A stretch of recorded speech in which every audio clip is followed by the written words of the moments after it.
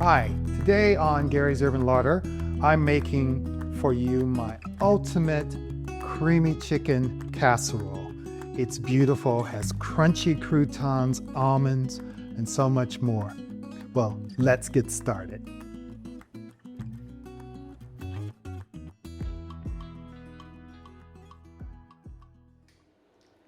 Thanks for joining today. So I will go over the list of ingredients, but if you see there, you can go to my website at www.garysurbanlarder.com for the full recipe and list of ingredients. We have some mushrooms that are sliced. Now you can get these from the grocery store or supermarket pre-sliced. You don't have to do that. The same with the celery, onion. I've got some frozen peas, which were actually left over. I have some crusty bread that I've diced into thick slices. Salt, pepper, some olive oil, and I've got some chicken here, roasted chicken, which was left over, which I've diced. Now you can use fresh chicken. This is chicken breasts. You can do thighs. You can do a mixture, and you can roast them, poach them, whatever you like, and cut them up. The point is we're trying to actually make this as simple as we can. So I've got a little pan here, and I'm just going to get started. A little olive oil and some butter, which will let that just start to melt.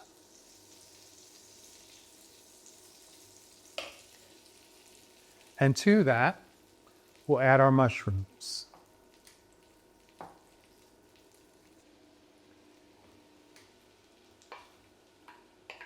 And we're just going to let those toast a bit and soften, just increase the temperature.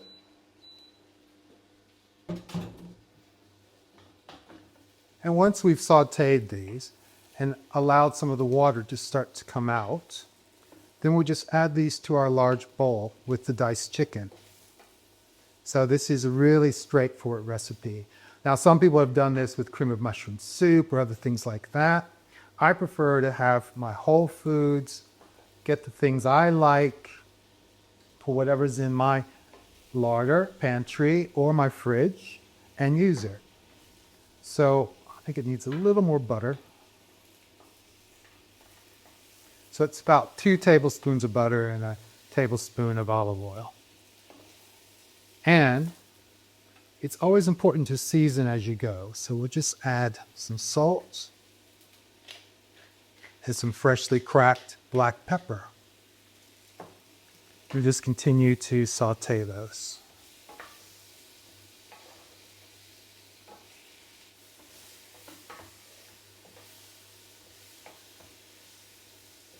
Now, the thing about mushrooms that you have to remember is that they are about 80% water.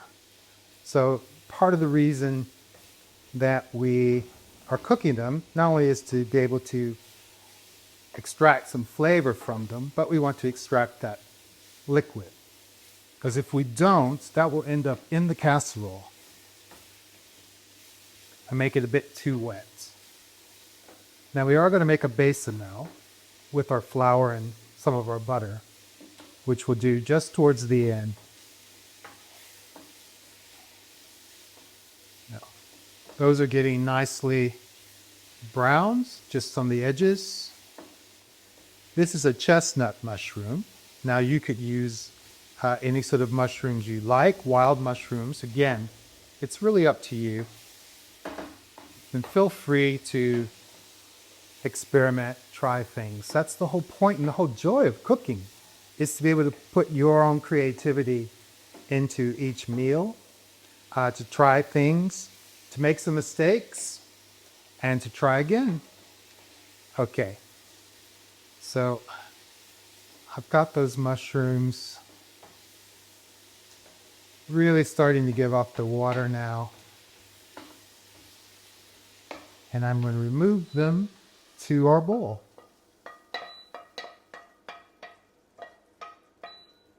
And I'm going to take 2 more tablespoons of butter, a little olive oil.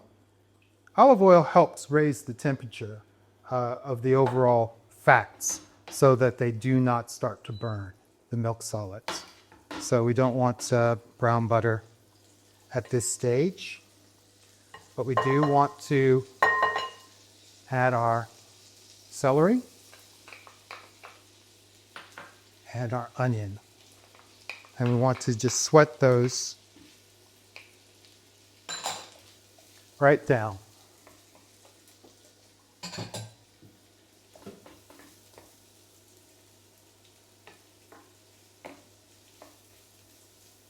Add a little salt.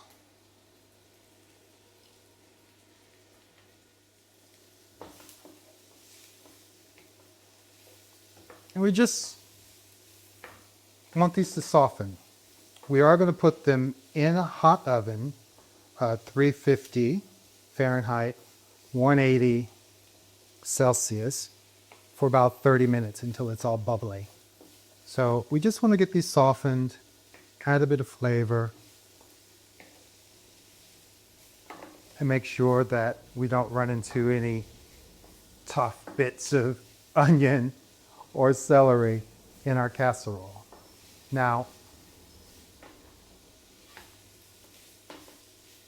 once you have those softened, we're going to do the same thing we did with our mushrooms. We're just going to add those to our big bowl. So give those a couple more seconds.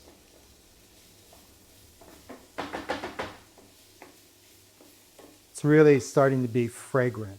And that's why they call these aromatics, because the aroma that it adds to the dish is really important.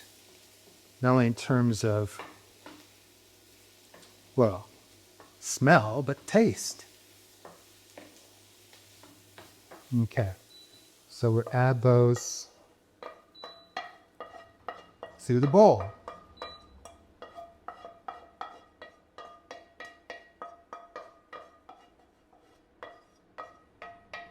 We're not finished with our pan yet. Bit more butter. Drizzle of our olive oil. Have some garlic that I'm grating into the fat. We're just going to toss our cubed bread into this fat and garlic mixture. There. So in go our bread cubes. And we're just going to start to toast those. One got away. Just going to toast those. Again, a little seasoning, salt, some cracked black pepper.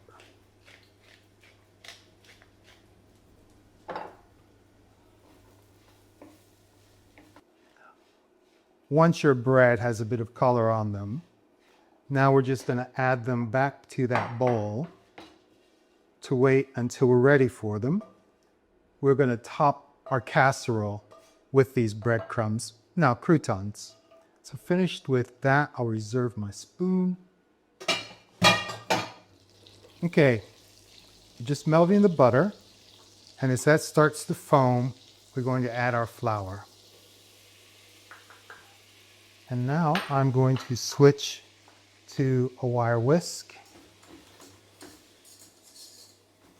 Just want to get that cooked together so that the flour isn't raw. We don't want to see any white in that. We don't want to burn it, but we do want to cook it until that's a paste. I'm going to reduce that just a bit. And now I've got have my strainer. And what I'm going to do is I have some milk that I have warmed. And I'm going to pour that into our dish. So this is warmed milk. And I'm just going to add that all at once.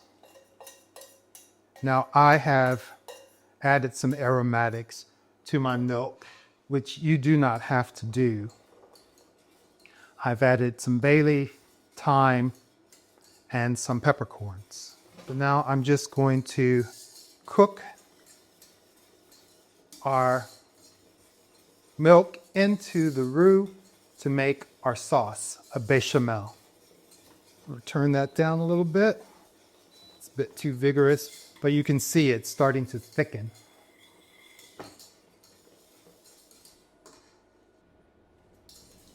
So once that has thickened to where we want it, maybe a little thicker than that, but remember, it's going to cook more in the oven. So I think that's pretty good.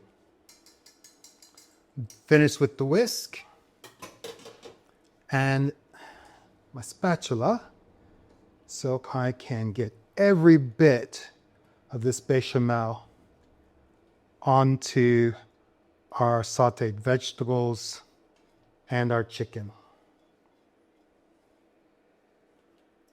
There. So I'm just sort of folding that in.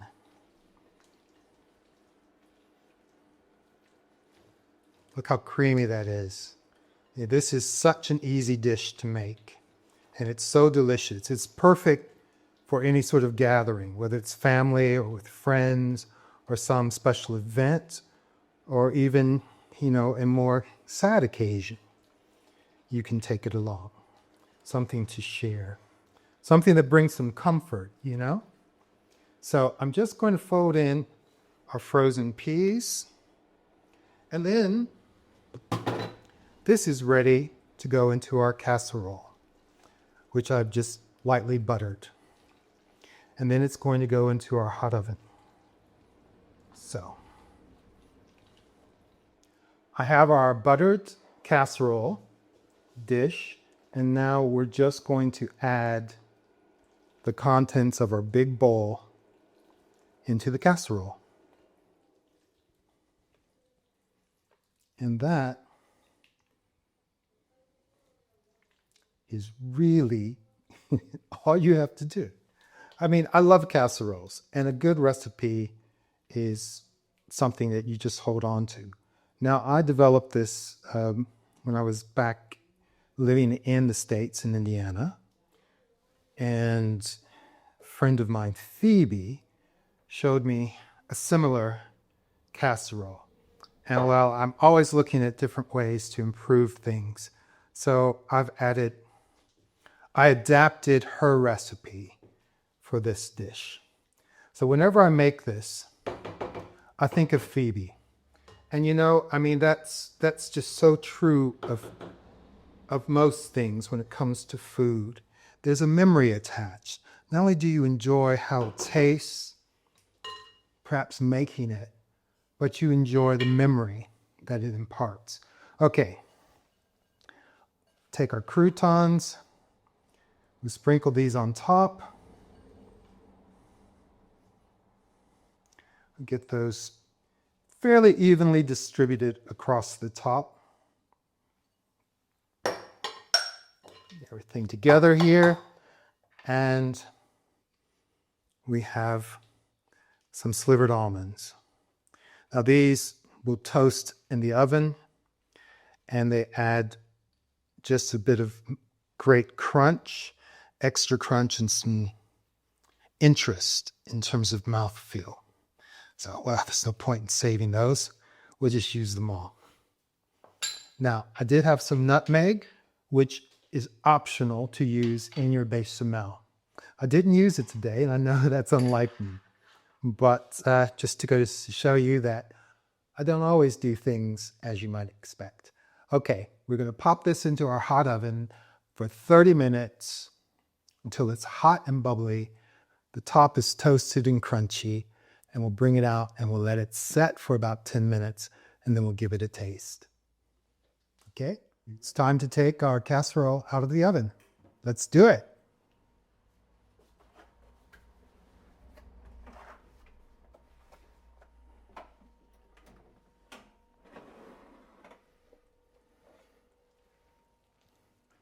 Oh my God, look at that. It's beautiful. Oh, it smells absolutely amazing. You really need to be here and smell this.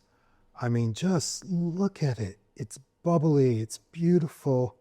The croutons have toasted beautifully as well as the almonds. Okay, we're going to let this set for about 10 minutes to cool just a bit, and then we'll plate it up with a mixed salad and we'll give it a taste.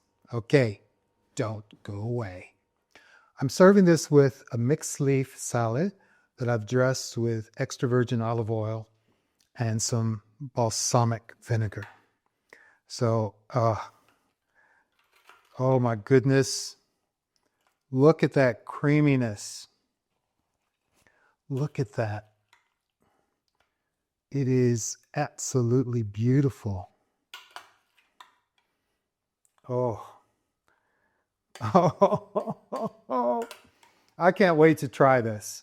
Oh my goodness. Can you see that plate? Wow. The steam is still coming off of it, but it has cooled for about 10 minutes. So, okay. I'm ready to dig in. Oh. Okay. It's time. Oh.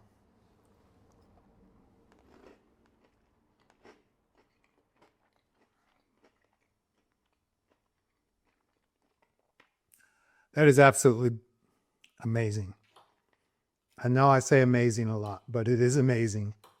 It's got the crunchy croutons. You can taste the celery, the onion.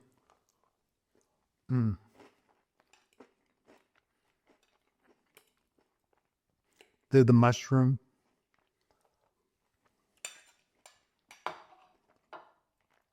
That is absolutely stunningly delicious. Well, thank you for joining me today on Gary's Urban Larder. If you enjoyed today's recipe, give us a thumbs up. Remember to subscribe to the channel and ring that notification bell so you don't miss a single delicious recipe. And please, really share this with your friends. Share it far and wide. It helps to build the community. And until next time, I'm going to finish my dinner and I'll see you later. Bye-bye.